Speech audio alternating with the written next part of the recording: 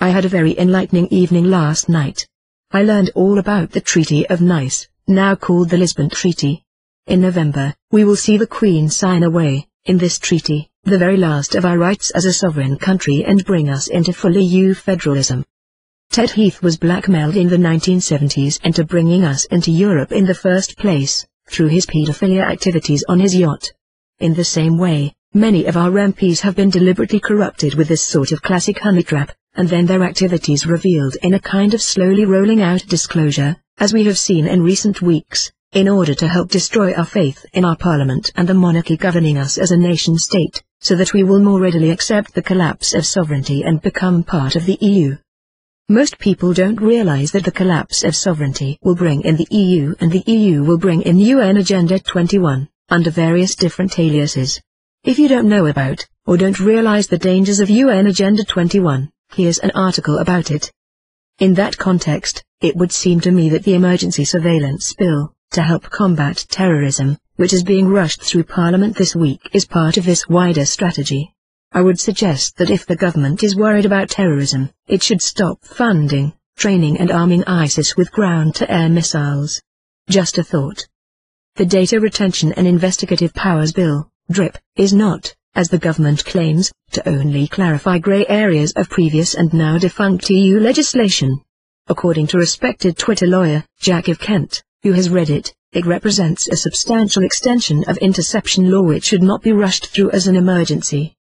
Of course, the emergency itself is false and just an excuse to rush it through, because if MPs actually had the time to read it properly, they would vote against it. As Alan Travis in The Guardian says, in order to ensure the continued access of the police and security services to the personal internet and phone use tracking data held by the telecoms companies, they have had to concede important privacy and civil liberty safeguards. After November, it will be considered treasonous for us to speak out as we do now, and we will be arrested and worst. The new legislation will make it easier for them to find us. Foreign, EU, police and EU arrest warrants are going to be deployed, and independent-minded individuals will be arrested for speaking out, and could end up in secret courts anywhere in Europe. The blackmailing of Britain. So forget an EU referendum after the next election. By the general election in May next year, it will all be over, and blogs like this will be a thing of the past. There are 6 parts of the Treaty of Nice, the Lisbon Treaty, that the Queen has already signed up to. The 7th and final one will be in November, this year. Then we will be fully and permanently locked into the EU. It's thought that the Queen is being blackmailed along with everyone else because some of her family members have been tarred with Savile's brush. This means that what we'll see in November, when the Queen signs the final piece of the Treaty of Nice, is just the last move in a game plan that began in the 70s, when Heath was Prime Minister. Warning, the following is graphic content. Savile would bring children to Heath's yacht, which would be moored somewhere off the Channel Island of Jersey. The children came from the children's home Haute de la Garenne. Heath would have his way with them while filming it for a snuff movie. In other words, the child would be slowly tortured and eventually killed. Then the body would be chopped into small pieces which were tossed overboard. We don't know how many children met their fate in this way. Savile was in league with the Brussels Gladio Mafia, the Abwehr, who were blackmailing Heath, by this means. Heath was also responsible for bringing in decimalization of our currency, and major reforms to our system of local government. Both of these reforms were designed to help an eventual rollout of the full EU monster, as we're seeing today. So the whole country was sold out to the EU in this way in the 70s, and what's happening in November this year will just be the final nail in the coffin. In other words, they've been planning this for decades, and we only have a few months to organize ourselves against it. As Prince Charles wrote in a card to Savile, "No one will ever know what you did for this country, Jim." Well, we do now. He right royally fucked us. See Jimmy Savile, child catcher by royal appointment. Britain is at war.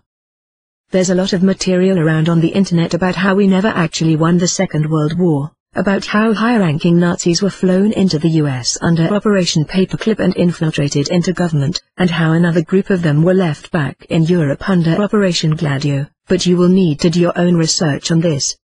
However, it does seem as if all these chickens are now coming home to roost. As a result, Britain is now at war again, to maintain its sovereignty, although the prosecutors of this war have not openly declared it. What they couldn't achieve with V-2 rockets, the EU, backed by George Soros and Bill and Melinda Gates, hoped to achieve with an information war.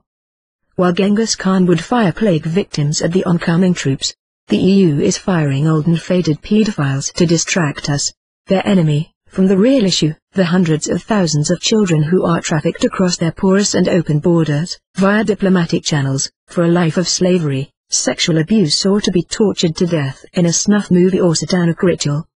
If we lose our sovereignty, it will be even easier for them to steal our children.